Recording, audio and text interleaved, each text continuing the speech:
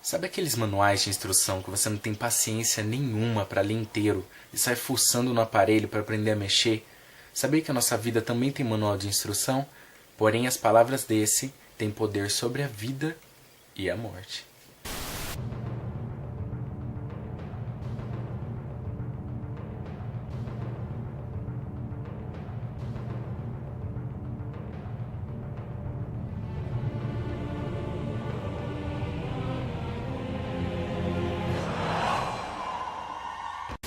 Paz, Senhor, pessoal. Espero que todos vocês estejam bem. E se não estiverem, abram seu manual de instrução em Romanos capítulo 5, do versículo 3 ao 5. A lei imutável, viva e eficaz, lâmpada para os seus pés e luz para o seu caminho. Essa é a Bíblia, a palavra de Deus. Seria o manual de instruções que Deus deixou para a nossa vida aqui na Terra. Atualmente existem mais de 30 traduções da Bíblia em português. A gente conhece várias versões. No caso, a minha é NTLH, que seria a nova tradução na linguagem de hoje. A minha é Bíblia de Estudo.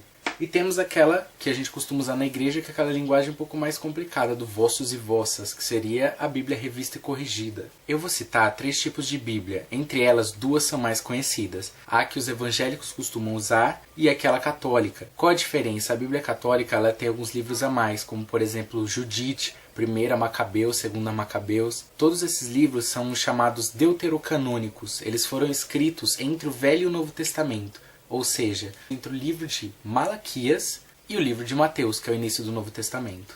E, por incrível que pareça, a terceira e última Bíblia é uma Bíblia satânica. Sim, existe uma Bíblia satânica que mostra o diabo não como uma figura opressora contra um Deus bondoso.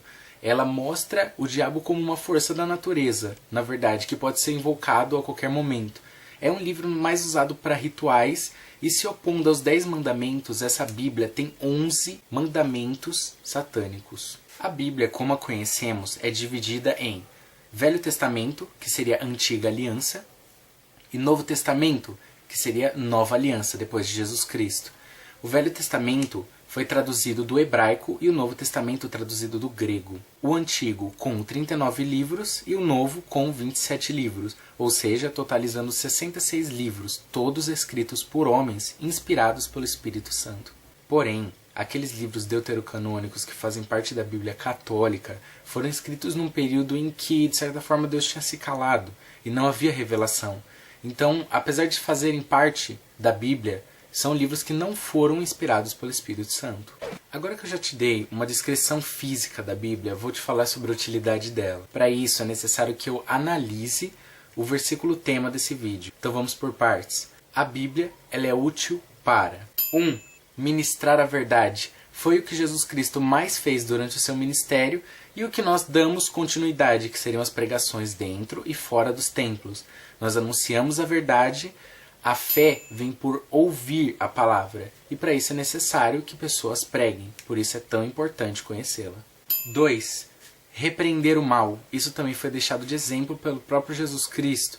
Isso na tentação do deserto. Toda vez que Jesus era tentado a fazer alguma coisa, ele repreendia através de versículos já conhecidos da palavra. Isso para que todas as vezes que sobrevierem pensamentos ruins, maldosos, o inimigo tentar nos atacar com desânimo, nós pensamos numa palavra, temos ela bem guardada no coração e na mente. A Bíblia diz, anime uns aos outros com salmos e cânticos. É uma forma da palavra repreender a tristeza e nos levantar com alegria. 3. Corrigir os erros.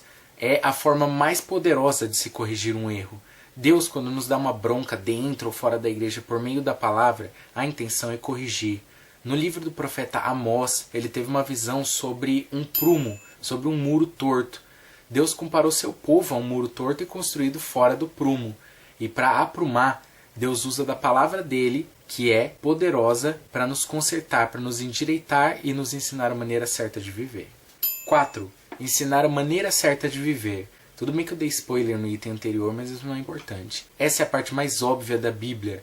Ela inteira serve para te ensinar. Ela te dá exemplos de pessoas, os milagres que elas viveram com Deus, os ensinos de Jesus, o exemplo de Jesus Cristo e as cartas no final da Bíblia, que contém muito ensinamento.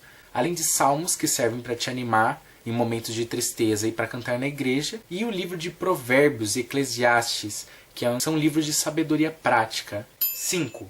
Alimento. Esse eu acrescentei, não estava no versículo. A Bíblia é um alimento espiritual diário, porque o prazer do justo está na lei do Senhor, e nessa ele medita de dia e de noite. Deve ser constante para nos manter firmes. E também devemos ouvir pregação, porque muito tempo sem ouvir a palavra ser pregada, a nossa fé esfria por causa das coisas que acontecem durante a semana.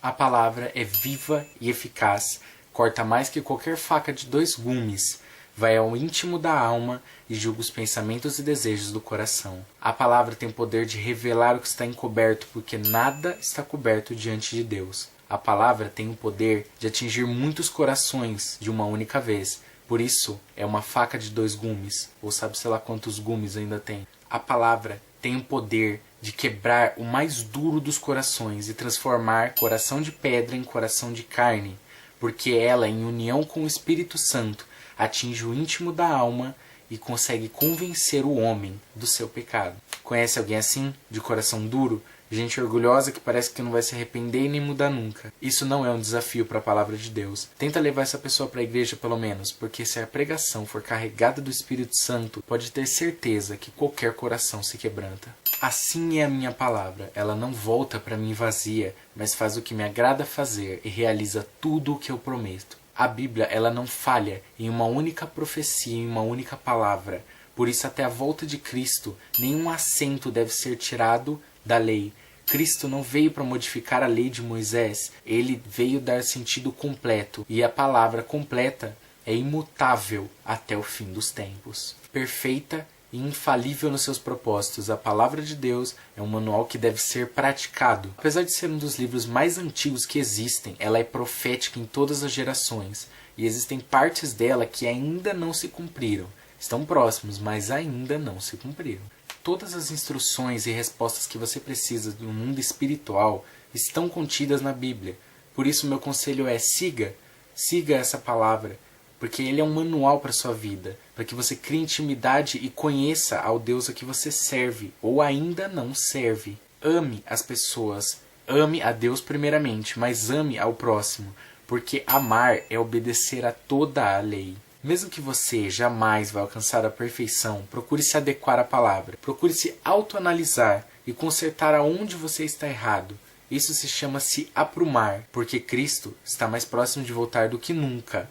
Acredito que nós somos a última geração da Terra. E o próprio Cristo uma vez disse: os céus e terra passarão, mas as minhas palavras durarão para sempre.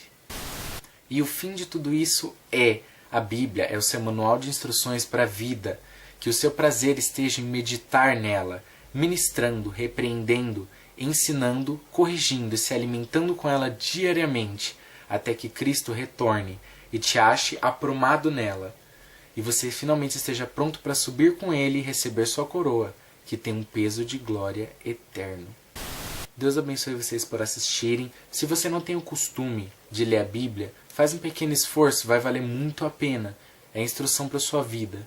E lembrem-se, não sejam somente ouvintes da palavra, mas vivam a palavra.